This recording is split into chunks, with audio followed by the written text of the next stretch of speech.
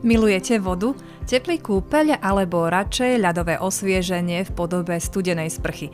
Voda má na naše telo veľmi priaznivé účinky a ak jej porozumieme, môže nás dokonca uzdravovať.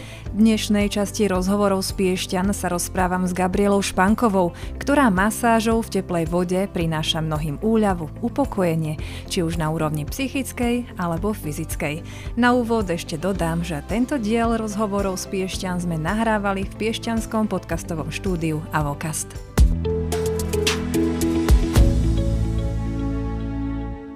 Gabika, som veľmi rada, že ste prijali moje pozvanie. Dobrý deň, zdravím vás. No ako som povedala v úvode, rozprávať sa budeme o vode, o masáži vo vode a vlastne o účinkoch vody na náš organizmus. Ja som to pomenovala masáž v teplej vode. Nie je to vatsu, pretože vatsu ako také je úžasné, ale nie sú tam tie veci, ktoré sú potrebné preto, aby sa to telo uzdravilo. Naozaj uzdravilo. Dobre, tak môžeme začať tak úplne od začiatku, ako ste sa možno dostali aj k tomu vatsu a odpichneme sa odtiaľ, ako ste sa dostali k tej vode, čo ste možno robili predtým a ako vás to naviedlo sem. Ja som predtým pracovala ako fyzioterapeut, masér. Celý život teda som sa venovala telu ako takému. Keď som videla fotku z prvej triedy základnej školy, kde som mala na ruke bielu pásku s červeným krížom, takže už tam som mala funkciu zdravotníka, tak mi to príde také smiešné, že stále mi to zostalo od tej prvej triedy. No a robila som fyzioterapeutku aj teda viac menej v zahraničí ako tu na Slovensku. A keď som prišla naspäť na Slovensko, to bola tá vlna, keď sa zatvárali hranice a to som sa rozhodla, že zostanem už tu naozaj. Potom som mala takú neveľmi príjemnú časť života, kedy prišiel taký rozvod, taký nie celkom pekný. No a vtedy som tak nejak prišla do štádia, že buď niečo spravím, alebo ja neviem. To bolo také veľmi, veľmi divné obdobie. A toto obdobie ma dostalo do studenej vody. Začala som otužovať. A to tak intenzívne, že proste už som zostala si na tom závislá, lebo som stále liezla celú zimu do tej studenej vody a niekoľkokrát týždenne. To ste chodili tu na von, áno? Nie, že v sprche. Áno, do váhu, tuto na prúdy alebo na hornú stredu. Takže tam toto otužovanie ma tak nejako vystrelilo, že som sa začala venovať vode. No a keďže tu máme aj kúpele a mala som aj možnosti, že chodiť do tej teplej vody, do zrkadliska, do bahniska niekedy, tak tam v tej vode mi to tak nejako začalo v tej teplej docvakávať, že veď ja by som mohla robiť aj uvoľňovať tých ľudí nie na lehátku, ale v tej teplej vode. No a tak som... A tedy ste už vedeli, že aj existujú takéto masáže? Alebo vôbec, to len tak vám... Vôbec som netušila. Vôbec, absolútne som nemala ani šajnu o tom, že existuje nejaké vatsu a nejaké masáže vo vode, alebo teda nič podobné. No a jedného krásneho dňa prišlo ku mne také videjko na YouTube, v ktorom som videla, ako sa robí vatsu. A vďaka tomu som teda sa prihlásila v Čechách do takého kurzu vatsu, ktorý ma odpichol od toho všetkého, ktorý mi ukázal, voviedol ma do tej vody, ukázal, čo všetko je tam možné, ako sa to, no nie čo všetko, ale ako je to možné, ako sa to robí, ako vplýva tá voda na telo, na náš fyzický aj psychický stav. A potom som sa dostala takej španielskej lektorke na kurz kraniosakrálna terapia vo vode. No a to už bolo také, že som začala chápať tomu celému, rozumieť. No vtedy som sa už rozhodla, že budem pracovať už len vo vode. To už som vtedy vedela. A potom som sa naučila pracovať vo vode v tom bazéne so svojím vlastným telom.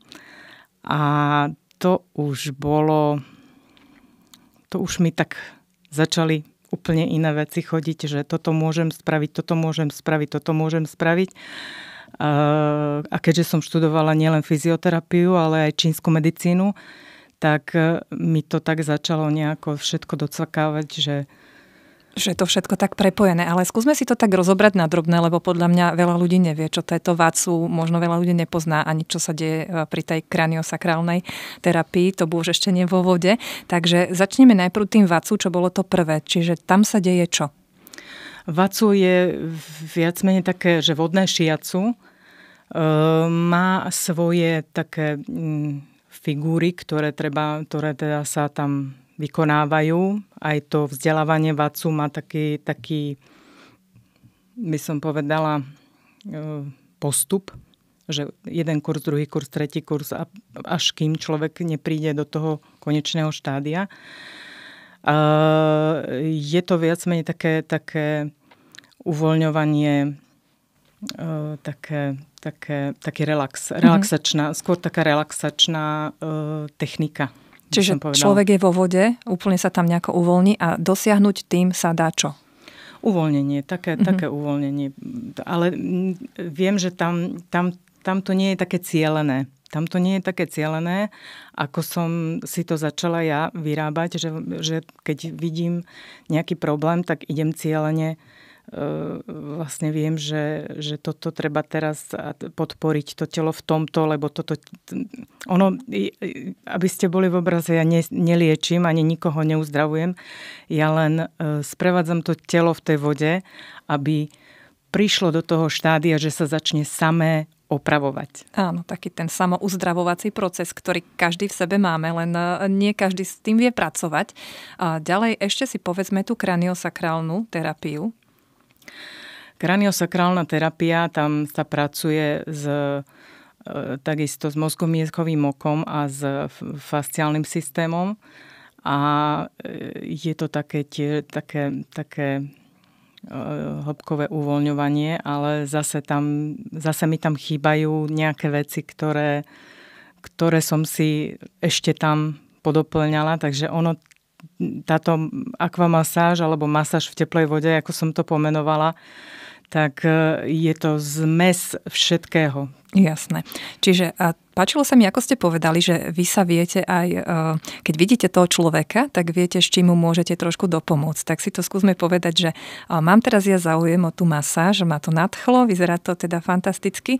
Ja prídem teda do toho bazéna, do tej teplej vody a ďalej je aký postup. Vy si toho človeka nejako prezriete, alebo je predtým nejaký rozhovor?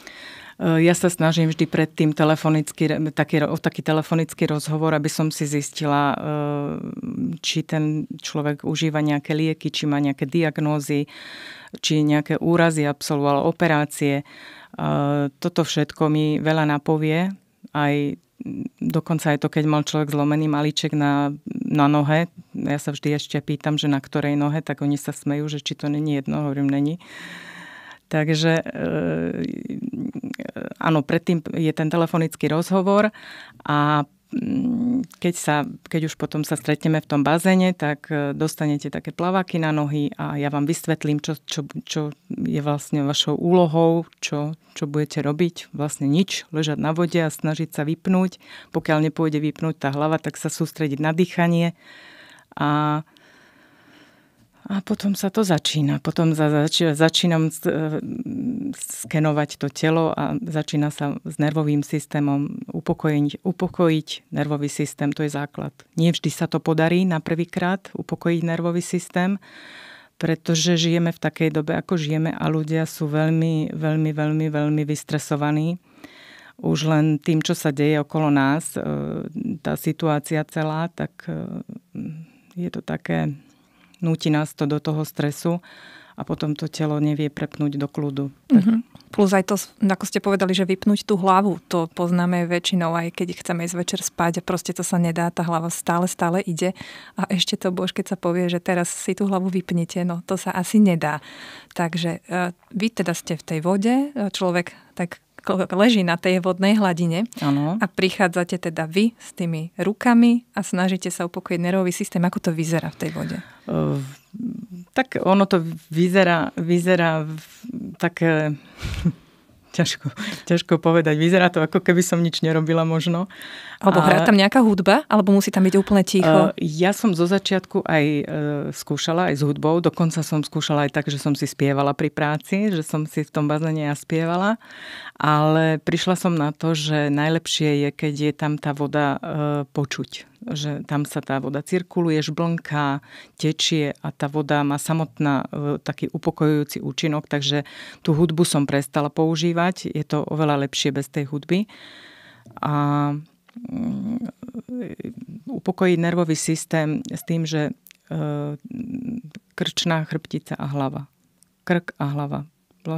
Mozog je uložený v lebke, na lebke sú tie šlachy, svaly, koža, podkožie koža a všetko toto sa snažím uvoľniť, aby ono sa zdá, že to nemá vplyv na náš mozog, lebo ten mozog je pod tými kostiami skovaný, ale veľký vplyv má na náš mozog aj to, v akom stave je tá koža, podkožie, fascie na hlave, aj na krčnej chrbtici a tá krčná je veľmi, veľmi, veľmi dôležitá. A na druhej strane je veľmi, veľmi, veľmi zaťažovaná, pretože aj sa tam ukladajú do týchto častí všetky tie stresy a ťažoby, problémy, čo máme. Čiže uvoľniť si tú krčnú chrbticu by mal byť asi taký základ. Ono nejde len o krčnú chrbticu, ide celkovo o krk ako taký. Krčné svaly. Čiže krčné svaly aj spredu, aj z boku, aj zo zadu, proste celý krk. Pretože aj to, keď niekto nosí vysoké podpätky alebo zle chodí, má vychylenú panvu, chôdza je taká proste nepravidelná, tak aj vtedy ten krk, tie krčné svaly sú tak zaťažované, že oni potom prestávajú plniť svoju funkciu a potom už nastáva veľký problém. A tuto je asi aj ten veľký rozdiel, že keď človek leží na tom masážnom lehátku a leží na hladine vody, tak vy viete asi oveľa lepšie si to vychytať. Človek je naozaj uvoľnený, lebo nikde nie je zaťažený. Čiže aký ešte rozdiel tam je v tej masáži? Alebo povedzte mi viacej, ako teda vyzerá tá masáž vo vode. Rozdiel je v tom, že v tej vode, keď sa človek dostáva do stavu beztiaže, niekto mi to popisuje aj ako taký vnútromaternicový stav, že sa cítil, ako keby bol vnútri maternice. Niekto mi to popísal, že sa cítil ako avatar, alebo že ako vo vesmíre, alebo ako v ponorke. No rôzne takéto popisy ľudia tomu dávajú, pretože nevedia to prvýkrát zažili takýto pocit, že je to stav beztiaže a v tom stave beztiaže sa, keďže nemá tam telo nemá žiadnu podložku, ani pod sebou, ani nikde, tak to telo sa dokáže uvoľniť na trojdimenzionálnej úrovni, to znamená spredu dozadu, zozadu dopredu, sprava doľava, zhora dole. Všetky tri úrovne fungujú naraz uvoľňovacie, takže o to je to úžasnejšie a keď si vezmeme, že tá voda je pre nás prirodzená, že sme sa vyvíjali vo vode, aj teda v tej plodovej vode, tak je to aj o tom, že vás to tak privedie do toho prenatálneho štádia a tam sa vytvorili aj tie bloky, ktoré si so sebou nesieme a s ktorými sme sa už narodili. No a vtedy ten človek dokáže tieto bloky aj púšťať. Ono sa stáva, že pri odblokovaní tých psychických blokov alebo traum životných, tak vtedy človek púšťa, buď pociťuje taký smútok v tej vode, alebo hnev, alebo rôzne emócie prichádzajú. Niekto sa aj rozplače, niekto sa začne nekontrolovateľne smiať. Takže je to také, to uvoľňovanie tých emočných blokov je veľmi zaujímavé. A bez toho, aby sme uvoľnili tieto emočné psychické bloky, tak neexistuje, aby sa uvoľnilo fyzické telo. Áno, čiže keď chceme riešiť fyzický problém, musíme tak či tak začať uzdravením toho psychického. Je táto masáž skôr taká jemná, ako bývajú tie kraniosakrálne, alebo je to taká vyloženie, taká vychytávacia masáž, že zaseknuté nejaké bloky? No, zo začiatku to býva vždy taká jemná masáž, pretože tam sa rieši všetko od tých základov, čiže idem od kože smerom dovnútra. A keď už človek chodí častejšie, tak potom už treba hľadať aj tie spúšťové body, trigger pointy, ktoré sú hlbšie, ale tam sa človek musí dostať najskôr.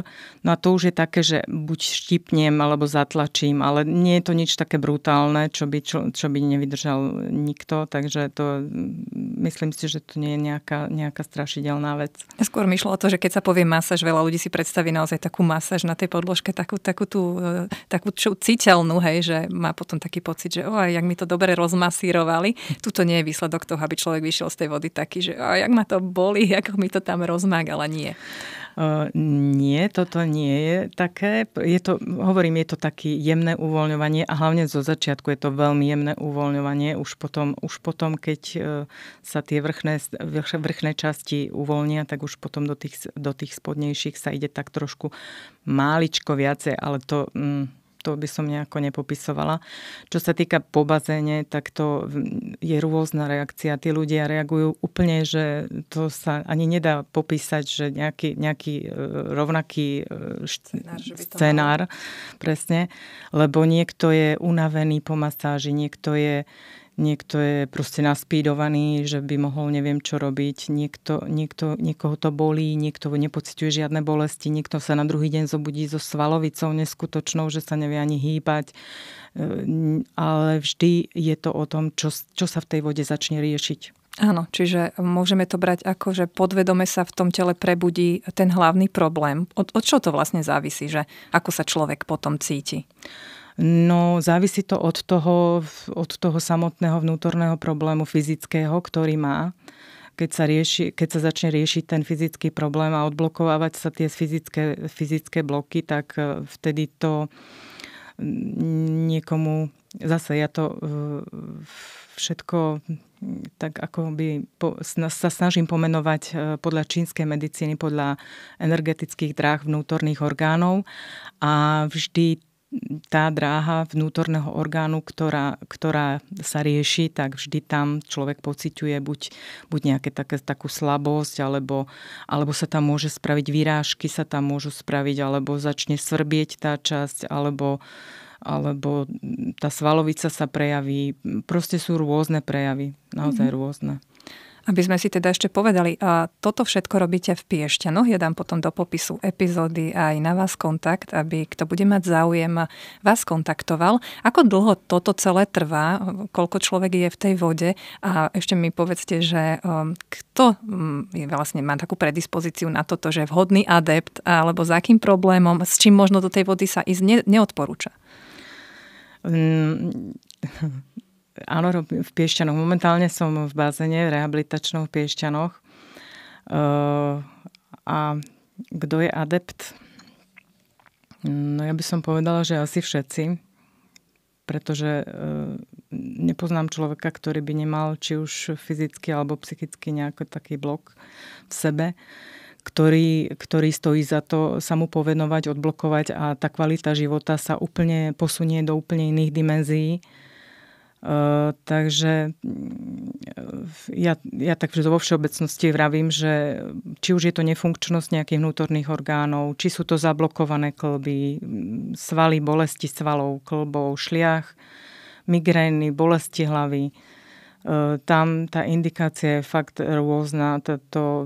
Dokonca mám aj také dievčatko, ktoré chodí s takou ľahkou DMOčkou a tak sa mi javí, že tam sú veľmi také zaujímavé pokroky. A neodporúčano, tak každý by si mal sám uvážiť, že či to preňho je alebo nie. Tie otvorené rany, nejaké pomliaždeniny, alebo teda... Jasné, už také, že s tým do vody nie, áno, že také vyloženie fyzické prejavy. Doporučujem, keď zistím, že teda človek má niečo, čo ja teda nie som si istá, že viem rozhodovať o tom, tak doporučím ho, nech ide k lekárovi, nech sa poradí s ním a nech sa porozpráva, že či to je preňho vhodné alebo nie. Uh-huh. Ako sme povedali, tak veľa tých fyzických vecí vychádza z toho psychického. Sú ľudia ochotní, otvorení tomu, neboja sa toho, že teraz ja idem do tej vody a bolí ma, dajme tomu, hlava. A teraz sa príde na niečo, že čo tu ja mám, a či sa ľudia neboja konfrontovať sa s tou svojou vlastnou minulosťou, so svojimi vlastnými strachmi, možno úzkosťami, a tým pádom si potom povedia, že radšej do toho nejdem, lebo nechcem jatriť tie svoje rany. Presne tak. Presne. Veľa ľudí aj prišlo, vyskúšalo, povedalo, nie, toto nie je pre mňa. Samozrejme, každý sa rozhodne tak, ako to cíti, ale áno, máte pravdu, je to také, že veľa ľudí sa nechce konfrontovať s tými strachmi a s tými všelijakými emočnými blokmi, pretože má z toho obavu, že čo z toho vylezie. Ale čím ďalej, tým viac sa stretávam aj s takými, ktorí to chcú riešiť, ktorí sú už pripravení na to, ktorí sú ochotní ísť do toho. A aj keď sa začnú diať tie zmeny, ktoré nie vždy bývajú príjemné, pretože takisto ako sa nám to telo zablokovalo a bolelo to, takisto keď sa to odblokováva celé, ja tomu hovorím, že spätným chodom, pretože naozaj si ten človek prechádza všetky tie bolesti, ktoré mal predtým, alebo tie problémy, či už je to zápal močového mechúra, proste vždycky tam to prejde tou etapou spätným chodom, že to bude cítiť. Bude to cítiť. Ja nehovorím, že to je nejaká bezbolestná metóda. Niekto vôbec napríklad nemá bolesť. Vôbec nepociťuje bolesti, a niekto zase pociťuje také akože veľké bolesti. Takže je to strašne individuálne. A ešte som neprišla na to, že čo záleží, od čoho záleží to, že či bude cítiť bolesť pri tomto uvoľňovaní alebo nebude. Tak to teraz tak ako sa snažím vypátrať, že prečo. A možno aj nie takú fyzickú bolesť, ale možno zase takú tú psychickú bolesť, že zase bude si niesť na pleciach tú ťažobu, že zase sa to vráti, možno v podobe nejakých vyčitiek. A vy ste ale povedali, že sama na sebe ste sa toto učili, tak ako to vyzeralo a čo ste cítili pri tom vy? Veľmi smiešne to vyzeralo. Keby ma pritom niekto pozoroval, tak si asi, neviem, bude ťukať na čelo. Ale keď už som nemala inú možnosť, tak som chodívala aj do verejného bazéna, do akvaparku v Trnave. Tak tam je taký bazén, ktorý má 36-35 stupňovú vodu. Pretože tá teplota vody je dôležitá, veľmi dôležitá, pretože naše tekutiny, naša voda v našom tele má takisto teplotu okolo tých 35, takže je to také, aby korešpondovalo telo s vodou. No a keď som chodila aj do toho akvaparku v Trnave, tak som mala so sebou tie plaváky, tie som si dala na nohy, ľahla som si na hladinu, tak do kútika, no a začala som so sebou pracovať, no tak ako niektorí si ma všímali, niektorí si ma nevšímali, ale mne to bolo úplne jedno. Takže a tam som zotrvala niekedy aj 5-6 hodín, pretože ma to bavilo, to skúmanie. No, prikladala som si ruky, stláčala som si body sama na sebe s tým, že som ležala na tej hladine. A pozorovala som reakcie svojho tela, ktoré teda reagovalo úplne neskutočne, pretože ja som tých blokov mala asi strašne moc, ktoré som si musela poriešiť, či už tých fyzických, ale aj tých psychických. A keďže si dovolím tvrdiť, že väčšinu z týchto blokov už sú preč, nie všetky samozrejme, tak som prešťastná a viem, že to funguje. Čiže pomohla naozaj len v úvodzovkách len tá voda a to také presné stláčanie tých bodov. Áno. Prikladanie rúk, stláčanie bodov, stimulácia toho nervového systému, stimulácia fasciálneho systému, stimulácia energetických dráh vnútorných orgánov. Samozrejme, lymfatický systém treba potom zobudiť trošku, lebo pri tom odblokovávaní fyzických blokov sa do tela dostáva tá toxická lymfa, ktorú treba okamžite zlikvidovať, a to spravia lymfatické uzliny. No a tie toxíny sa potom vyplavia buď kožou, močom alebo stolicou von. ale všetky tie bolesti nám spôsobujú vlastne toxíny, ktoré sú poukladané v tele a hlavne teda ten lymfatický systém je zablokovaný takisto. No keď treba, tak spravím aj stretching nejaký, natiahnem ten sval, alebo teda stretchingovú masáž, ja tomu hovorím. Keď je treba niečo natiahnuť, čo je skrátené a nechce to povoliť, tak trošku to natiahneme v tej vode. Ale nie je to nič také, čo by sa nedalo vydržať. Koľko takýchto, to nie sú sedenia, koľko takýchto plávaní sa tak všeobecne odporúča a čo už možno sa dá badať po tom prvom nejakom pobyte vo vode? Že či ozaj sa už cíti nejaké takéto zlepšenie, ako to teda je v praxi? Zase je to individuálne, pretože niekto cíti už po prvej masáži také uvoľnenie a niekomu ani po 10 masážach nedôjde, že niečo sa v tom tele deje, takže je to naozaj individuálne. No a dôležitá je pravidelnosť. Koľko masáží, to ja vám vôbec nepoviem. To ja netuším, v akom stave je vaše telo a čo všetko si potrebuje vo svojom vnútri vyriešiť. Pretože ja do vášho vnútra nevidím. Človek sám bude pociťovať, akým smerom to ide, kam sa to vyvíja, v akom to je štádiu. To, že sa to opravuje, to budete cítiť určite. Niekto to bude cítiť ako zhoršením stavu, niekto zlepšením stavu. Takže to je individuálne zase. No a koľko? No ja už si robím srandu tak z toho trošku, lebo veľa takto som dostala otázok, že ako dlho to trvá. Tak som už začala odpovedať, že 5 až 7 rokov. Jasné. Ono sa niekedy hovorí, že ako dlho ten problém vznikal, tak isto dlho ho treba riešiť. A môžem aj ja, napríklad teraz je také dovolenkové obdobie, tak chodíme k vode, viem sa tak nejako uvoľniť, alebo môžem aspoň časť z tohto si nejako vyskúšať aj v rámci takého samoterapeutického nejakého plávania. Ja som toto uvoľňovanie skúšala dokonca aj u nás na prúdoch, tuto v Piešťanoch, a že teda v tej studenej vode, či to pôjde cez leto. No ale tak... Čiže tá teplota tam zohráva veľkú úlohu. Teplota vody s tým, že áno, keď sa dostanete k takému bazénu, ktorý má 35 stupňovú vodu, alebo najlepšie je tu 35 stupňovú vodu, tak si môžete vyskúšať dať si pod kríže, pod hlavu a pod kolena nejaké tie nadnášadlá. Lahnúť si na tú vodu a skúsiť vypnúť a uvidíte, čo sa začne diať. Takže u niekoho to funguje. Tak zase, to je o tom nervovom systéme, ten vegetatívny nervový systém, ktorý u nás funguje a nevieme ho ovplyvniť našou vôľou. To znamená, že to je ten systém, ktorý riadi naše vnútorné orgány. A tak tento systém má dva také smery. Jeden je sympatik, to je ten stresový, ktorý je u nás veľmi, veľmi... Ja tomu hovorím, že sme presympatikovaní, lebo zapájame tento nervový systém sympaticky taký akože veľmi, veľmi často a intenzívne.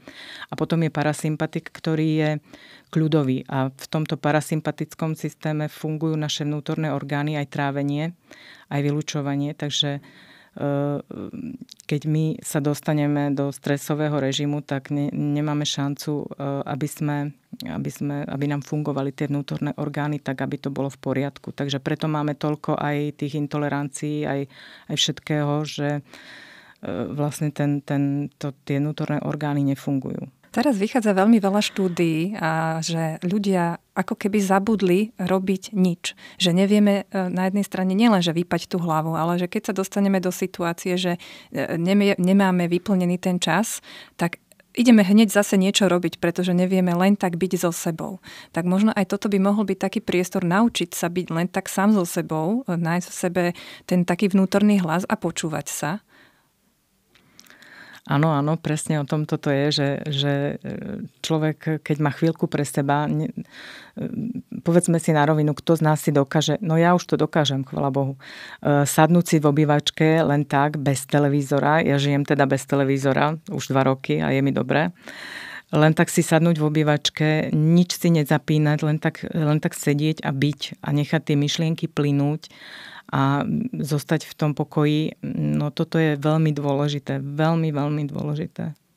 Lebo každý, keď si sadne, buď si zapne ten televízor a zase sú tam správy, človek sa vytočí, to už naštartováva ten sympatický nervový systém, ktorý absolútne nemusí, aby sme sa rozumeli, ten sympatikus je naprogramovaný tak, že by sme ho mali zapínať možno 5% za 24 hodín, proste 5% zo dňa. Vtedy, keď sme reálne v ohrození života, a nie keď pozeráme televízne noviny alebo nás niekto nahnevá, alebo nakričí na nás nejaký šéf a proste je to také, no toto sú také veci, ktoré by sme sa mali naučiť vnímať, že čo nám škodí a čo nám pomáha. Že zaťažujeme si tú hlavu aj úplnými zbytočnosťami, ktoré sa nás vôbec netýkajú. Ešte mi jedna vec ma zaujala, ako ste hovorili aj o tej čínskej medicíne, aj o tom, že naozaj, že niektoré tie choroby fyzické vznikajú na tých miestach, inak to poviem. Konkrétne psychické bloky sa ukladajú na nejaké konkrétne miesta. Napríklad človek má časté opakované zápaly močového mechúra alebo vznikajú potom astmy a takéto veci. Keď k vám príde človek do toho bazéna, viete to vy na základe možno toho kraniosakrálneho vyhmatávania cítiť, aj keď vám človek nepovie, čo ho trápi, viete to vyhmatať? Áno, ono sa to dá. Je to reálne. Niekto si myslí, že teda šarlatánka a čo ja viem, ale je to citeľné u tých ľudí. U niektorých pociťujem veľký smútok, u niektorých hnev, až takú agresiu. A aj som zažila, že ten človek po masáži úplne vyštartoval z bazéna, taký bol nahnevaný, že úplne ten hnev z neho vychádzal, začal sa odblokovávať alebo teda nejaká radosť taká zablokovaná, že pani sa mi smiala nekontrolovateľne vo vode pol hodinu, takže to bolo také veľmi milé, lebo to som sa už aj ja musela smiať, bolo to veľmi nákazlivé, takže... Lebo to som aj chcela, možno niekto nevie, odkiaľ vychádza ten jeho problém, takže môžu aj takýto prísť. Jasné, niečo prídete spoločne? Určite. A keď na to neprídem ja, tak na to príde to telo samé. Ono si to samé pamätá. Aj tak sa to hovorí, že telo si pamätá všetko. Je to tam uložené. Presne. Treba len vnímať tie jeho fyzické prejavy a pomôcť mu to nejako spracovať. Čiže tá voda je taký skvelý prostriedok toho. Ešte si môžeme povedať aj to, že hovorili ste, že máte aj nejaké teda dievčatko, aj teda deti môžu prísť do bazéna. Vekovo to nie je obmedzené. Nie je to obmedzené, len ja som teda si tak dala, že tak som si to zadala, že s handicapovanými ľuďmi nepracujem, pretože nemám na to ani kvalifikáciu a teda nemám na to ani nejakú takú predispozíciu. A potom asi tie deti tam treba, aby vydržali tú nejakú hodinku, pol hodinku. Tak zhruba hodinku to trvá aj s takým prebudením, takže tak zhruba hodinku treba počítať. Ešte musím podotknúť, že veľmi dôležité je ruka v ruke výživa a pohyb. To, čo sa deje mimo bazéna ešte, že každý by si mal porozmýšľať, čo do toho tela si vloží za potravinu alebo alebo nejakú tú tekutinu. A mali by sme sa zamyslieť aj nad tým, ako často sa hýbeme a ako kvalita nášho života vlastne funguje, že či chodíme do tej prírody, či tam lebo toto sú dôležité aspekty ešte. Či máme takéto prirodzené spojenie, a aby sme potom vedeli vytvoriť to spojenie sami so sebou. A je to trošku také smutné, že ako keby sme sa museli nanovo učiť veci, ktoré by nám mali byť úplne prirodzené. A teda učíme sa správne dýchať, učíme sa, že máme sa vôbec pohybovať.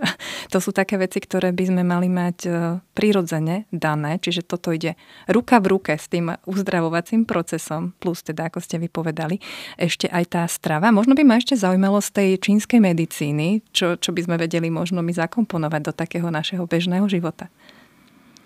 No ja som si z tej čínskej medicíny vybrala viac menej tie meridiány a akupresúrne body a s tými pracujem.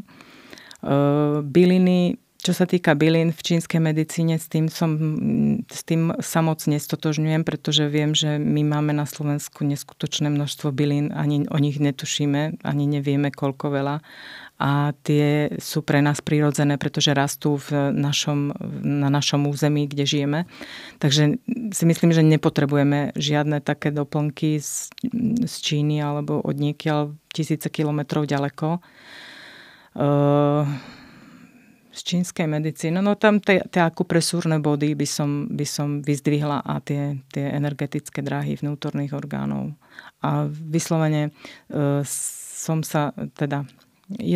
Ja doporúčam aj knihy, aj na mojej web stránke.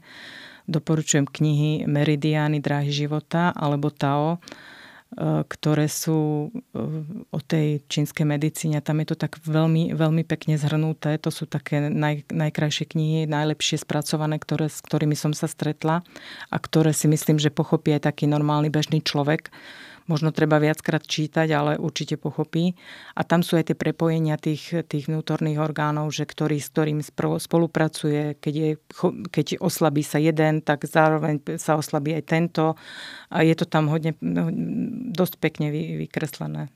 Páčilo sa mi ešte, ako ste povedali, že už na tej fotke z prvej triedy ste mali tú pásku, že ste boli zdravoťačka v rámci teda toho Červeného kríža. Keď sa pozriete spätne na tú vašu životnú cestu, viete si aj tak povedať, že ste zachránili nejaké ľudské životy? Ja viem, že to znie tak nadnesene zachránili, ale človek vie zachrániť niekoho už len tým, že ho navedie na tú správnu cestu. Netrúfam si nejak tak hodnotiť, či som zachránila nejaké životy alebo nie. Ja som mala sama takú hodne blúdivú cestu. Takže som bola taká zblúdilá ovečka, ktorá hľadala v prvom rade sama seba. A v 92. roku som maturovala ako rehabilitačná sestra na zdravotnej škole. Predtým som chodila na gymnázium tu v Piešťanoch. A potom, keď prišla doba, kedy bolo treba vysokú školu, už fyzioterapiu, tak som robila tiež tu v Piešťanoch fyzioterapiu. A následne na to tú čínsku medicínu, pretože tá západná medicína mi stále nedávala taký kompletný zmysel. A stále celý život som hľadala tie možnosti, ako to prepojiť, proste ako to telo pochopiť. Ja som vedela, že to je dokonalé naše telo, ale čo s tým? Vedela som, že sa dokáže samoopraviť, ale ako? A to mi prišlo celé to prepojenie východnej a západnej medicíny mi prišlo celé až v tej vode. Keď som sa dostala do vody, do teplej vody, vtedy som pochopila, že čo je treba. Aby to všetko fungovalo. Ale v tých 90. rokoch tie informácie boli veľmi, veľmi, veľmi strohé a aj tie, čo boli, tak neboli také nejaké... Jasné, bolo to také obmedzenejšie a také menej možno odborné. Teraz si človek vie vyhľadať a pospájať hocičo. Zase treba si tak nejako vedieť aj tie informácie upratať, že vyberať si prospešné a tie neprospešné, lebo zase keď si vezmeme, tak na tom internete je veľmi veľa aj takých všelijakých hlúposti.